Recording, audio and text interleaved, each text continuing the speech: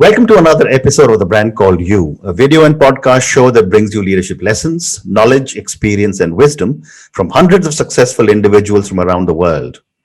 Today, I'm privileged and delighted to welcome a fellow YPOer who is a branding and marketing guru from New York, Lee Goldstein. Lee, welcome to the show. Appreciate it. Thanks for having me. Thank you. Lee is the CEO of DiMassimo Goldstein. And in his own words, he's the Go Indigo, which is the world's first behavior change marketing agency. And as I just mentioned, he's a fellow IPR. So Lee, what would you say are three key milestones in your life or your career? Great question. First, I would have to say it's all about putting in the work, right? In college, I had to work 3 jobs in order to afford going to school. Okay. And I just think, when you have to dig in and you have to figure it out on your own, I think it makes you appreciate what you have later in life so much more. So I would say that was a big part of my upbringing.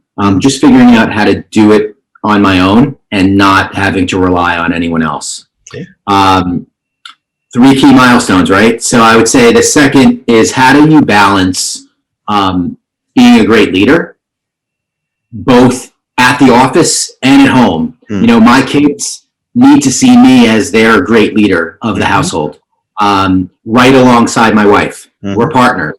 We're business partners. We're life partners. So how do I show up and give 150% effort as a husband, as a dad, and as a CEO? Okay. I think that is the trick of finding, how do you fill yourself up with energy to come every day with everything that you've got. So that's 2. And I would say 3, stick with it. It's never easy. So I've been in one job since college, 23 years. I did not bounce around. Every couple of years, I got a new job within the agency, and it was a new challenge. Wow. It was, go run this group, go run that group, go figure this out, go figure that out. And over time, I figured out how all the pieces work together to create an amazing agency. And what I've been able to do together with my partner, Mark DiMassimo, is nothing short of an amazing journey and an amazing ride. It hasn't been easy, right? We will be 25 years old in May. And, especially the last year, it's been very bumpy. But when you dig your heels in and you know that you've got the goods, you have to stay positive, and you have to stay focused on the prize, which is terrific. Becoming a great brand and believing in what your brand is all about. Fabulous. Thank you. That was a great set of 3 milestones. So Lee, let's talk a little bit about now DiMassimo Goldstein, which is, as you said, is the world's first behavior change marketing agency. Help me understand about the kind of work that you do. Sure. So at the end of the day, it's about building brands. And a brand is an emotional connection to what you believe in, right? It's not something physical, although lots of brands have products or lots of brands sit on shelves. But it's that connection you make with the audience. In our view, the kind of work we really want to do is to change behavior for the better. So at the heart of it, we define brands, but we believe we're in the business of behavior change, and using our powers for good. So I'll give you an example. One of our clients is WW Weight Watchers. Our goal is to create healthier lifestyles for people so that they feel amazing. And it's not just a number on a scale, but it's how you feel. Do you feel healthier? Do you feel more confident? Do you feel more connected to yourself? Okay. So we would rather work with brands like that than, for example, sell sugar water. Very interesting. Very interesting. So, when you talk of behavior, you're looking at behavior of which group of people? Is it at work? Is it at home? Is it with society? Is it the community? Is it the consumer? Is it the organization? The answer is yes. Okay. The answer is yes. All of them. Okay. It's the end goal, right? If the end goal is to create happier people, to create more positive things in the world, then it's not just about what product you're buying, but it's about what that product helps you achieve in your life, right? So ultimately, it's about a much bigger thing than selling stuff. Of course, our clients need us to sell stuff, but we won't sell tobacco. We won't sell certain categories because that's not what we believe is positive behavior change. But I really want to understand. I'm going to delve a little more into behavior. Who decides what is right or wrong behavior? I mean, what is wrong for me could be right for you, and vice versa. Yeah, I think the person decides, right? So, our job has to be, what's the truth of the brand, right? And how do we tell that story in a compelling way for folks to either buy into it or not, right? If we're doing our jobs correctly, then we're positioning brands in a way that makes people want to, come closer. But it's in the eye of the beholder all the time, right? So it's ultimately about the key audience and about have we been able to create some sort of an emotional connection so that they feel something to take action. One of our clients is an organization called the Partnership to End Addiction. We just put out a campaign a few months back where, and it's beautiful animation, and you see the vignettes of a family sort of torn apart by addiction. And the key insight after speaking to hundreds of families was about coming closer together and about that connection between a child and his or her parents. And if a parent really understands what's going on beyond that little screen that the son or daughter is consumed with, they can potentially break through and have that connection. It's not easy, but for example, this organization teaches parents how to be there for their kids and what questions to ask and what strategies to use. And so it might sound a little cliche, but like if we can impact someone with that piece of advertising, it might save a life. And that is much bigger than, an ad that's gonna, sell a cereal. Very interesting. So, one classical example that I've often used is the behavioral change that Unilever went through in India, because they used to sell a cream which was for skin whitening. Yep. And that became a very, very big issue. I mean, it was I think it was $1 billion brand for them. So my question to you, Lee, is that how do organizations determine when it is time for a behavioral change? Great question. I mean, in the classic sense, lots of brands will do, a lot of market research, right, around trends and around where the market is moving. At the end of the day, it's normally about we have a problem or we have an opportunity. There's this untapped market or there's this untapped target audience. In many cases, it's around talking to the audience and understanding where that white space is, right? But in many, many cases, there's necessity to change and to find something new. And when WW originally hired us, they were on the brink of bankruptcy. I mean, wearable tech and all kinds of, upstarts were coming into the market and were encroaching on their space. And they were doing the, before and afters of the category. And they were all about losing weight. And they realized that they needed to pivot their story. And we helped tell that story. Ultimately, it became about real people and about the community being there for each other, and how it was able to uplift everyone and become the new WW, and formerly called Weight Watchers. Very interesting. And at what stage of a product life cycle do you come in? I mean, at the time of product launch, or when you suddenly realize that the organization is facing a challenge? We get brought in almost every different scenario. So sometimes it's a well-funded startup where they have product market fit and they need a brand. They need a new identity. They need a new website. They need a new why. Like, why do they get up in the morning? And in lots of cases, they're having trouble finding their why. They're having trouble finding their true essence. So in those cases, it's about unearthing and in some cases too, like just kind of weeding through the noise to find the real truth in the brand. For example, we worked with Sally Mae a couple years back. Yeah. And most folks, believe that Sally Mae loans, kids money for college. But we took a step back and we basically said, the bigger idea here is that you're giving many, many kids the chance of the American dream. And so your role in that is you're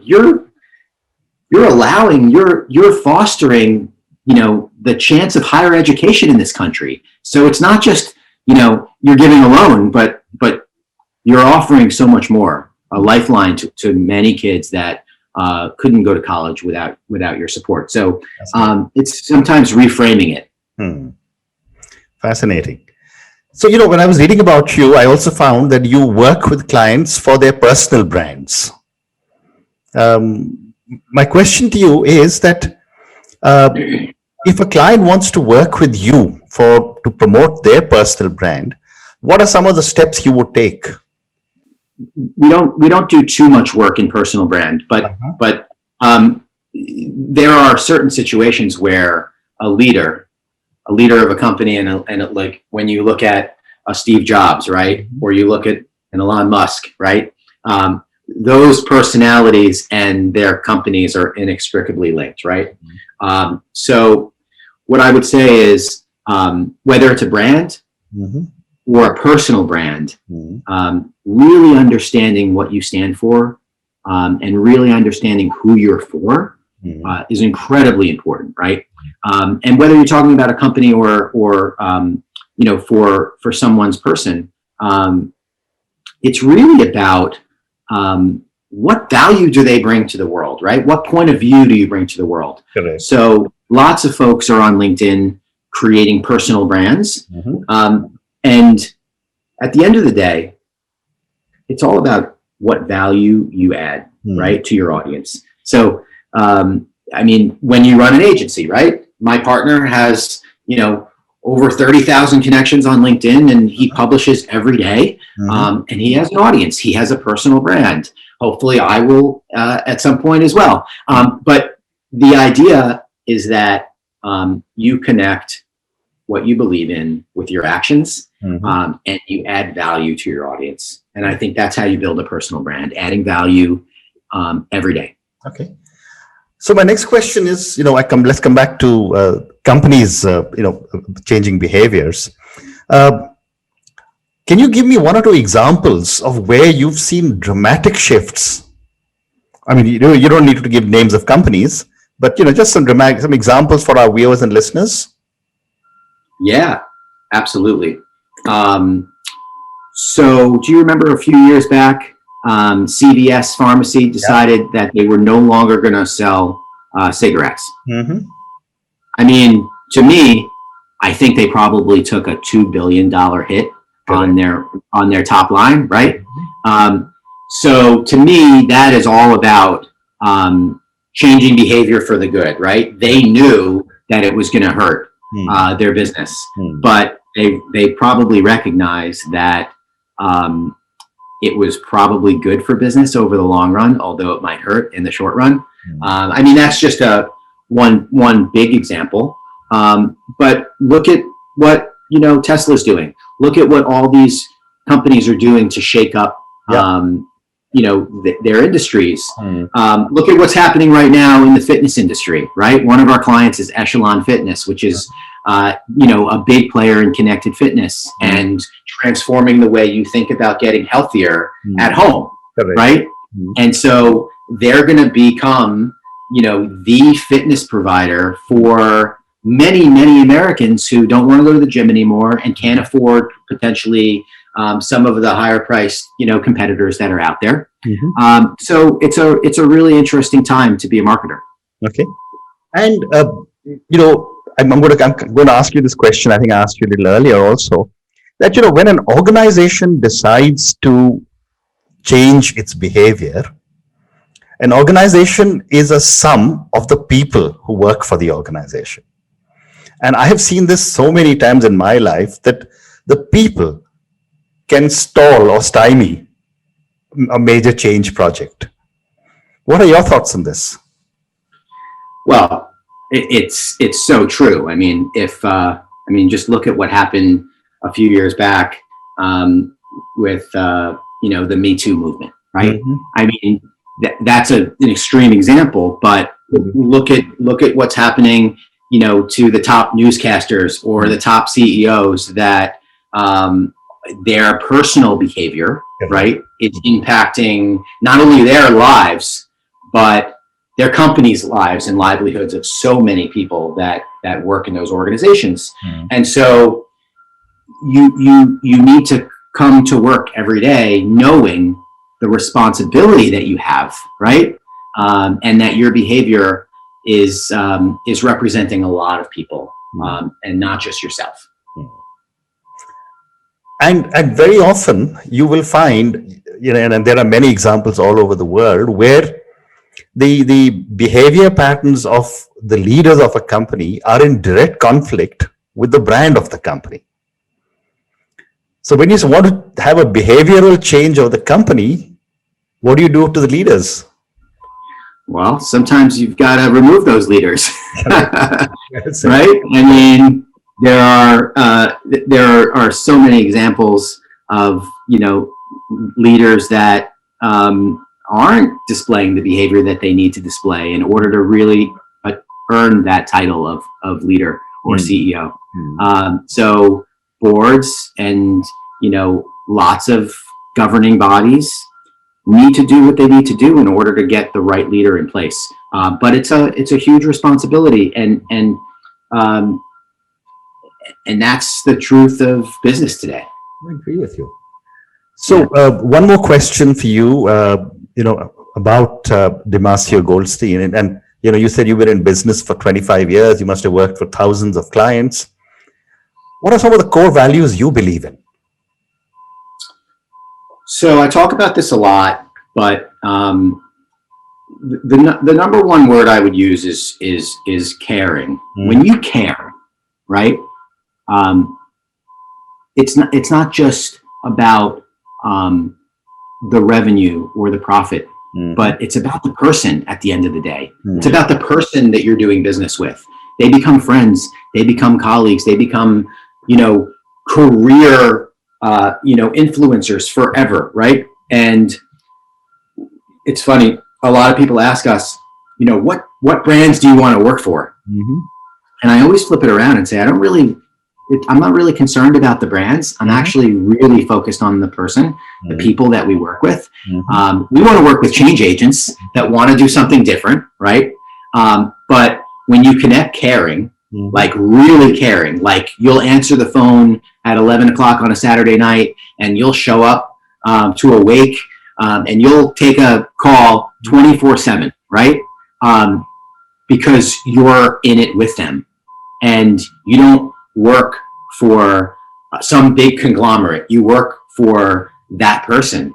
And that commitment, I think, is the definition of success in our book. I think it's really about caring. So core values for us are caring, trust, and bringing your full self to the table.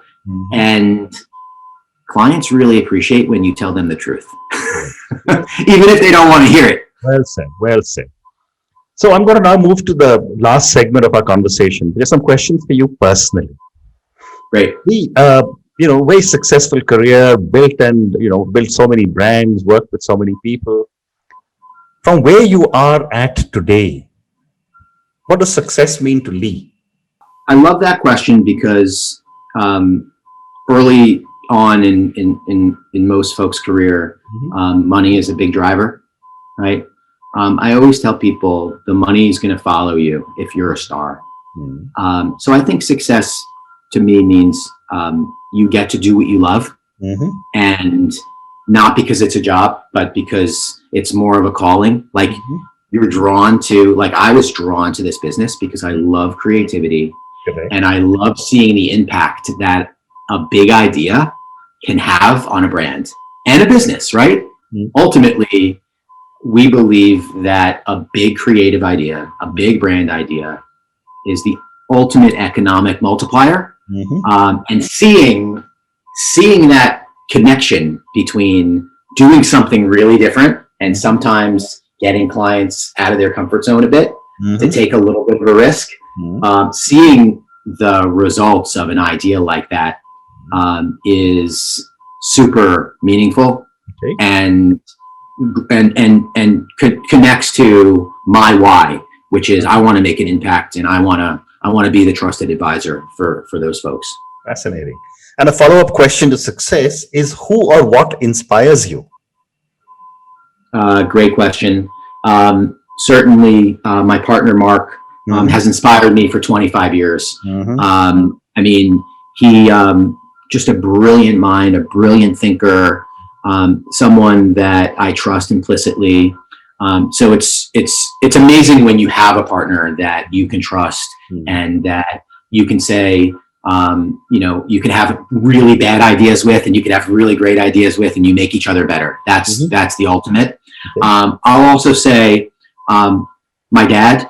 I mean, he is the ultimate connector and relationship builder, and just watching him over his career form relationships and to see folks just be drawn to his personality. I think that's been a big driver for me. And my brother, he is one of the top business leaders out there as well, and we talk shop every week. And he's in a completely different industry from me, but it's amazing drawing conclusions from his business and my business. And he's my older brother, so I'm constantly looking at him for advice and mentorship. So I would say those three folks are really inspiring to me. Fascinating. And I'm going to come to my last question. And this is going to be for the thousands of young people who will listen to your interview with me around the world. What would your advice be to a young individual starting off on his or her journey in the corporate world? Here's what I would say. Go find out who you want to work for and go work for them no matter what. Offer to work for free. Offer to show up on a Saturday. Do whatever it takes to soak up that magic, because that's an investment in your future. I did 2 internships before I started at the agency, and they were invaluable. And it taught me that you've got to go after what you want. Don't take no for an answer, and get in there and figure out a way to stay, figure out a way to add value. Money will come. I promise you that. Fabulous. Lee, thank you so much. I just loved this conversation. You started off by telling me it's all about putting in the work, and you're ending it by saying, put in the work on Saturdays. But, you did talk about CVS and cigarettes. So I thought I must mention to you that was a decision I took when I started my pharmacy chain. And I've met the CVS people a lot of times. And I asked them once, why do you sell cigarettes? And I said, I worked for a cigarette company for a long time. And when I became an entrepreneur, I decided not to sell cigarettes. But that was such an amazing example you gave me of behavioral change. Thank you. Thank you for such a fascinating conversation. Appreciate your time. Really enjoyed being on the show. Thank you.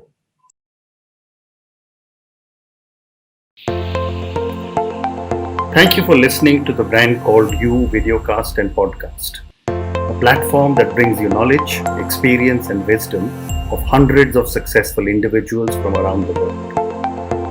Do visit our website www.tbcy.in to watch and listen to the stories of many more individuals. You can also follow us on YouTube, Facebook, Instagram, and Twitter. Just search for The Brand Called You.